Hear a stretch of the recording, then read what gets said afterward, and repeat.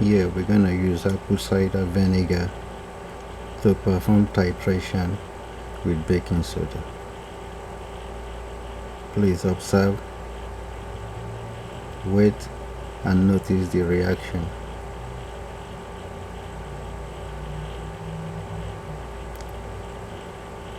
I also have a bottle that I calibrated as 1 ml, 2 ml, 3 ml, up to 4 ml.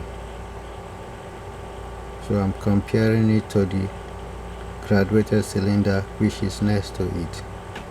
I'm using the graduating cylinder to perform the first titration.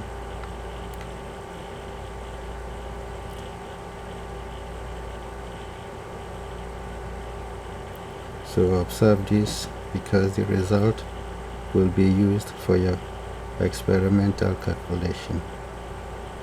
You can actually see that the baking soda is reacting with the vinegar at this moment. When you observe, you see the reaction. It looks as if the solution is boiling. That's actually a chemical reaction. At every moment of the drop, you should be counting. Totally, I counted about 58 drops in this experiment. So because of experimental error, I will actually double it.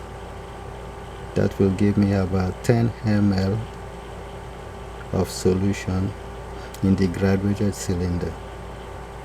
So it takes about 9 ml of vinegar to react with 1 ml of the concentration of this baking soda that I made in this solution.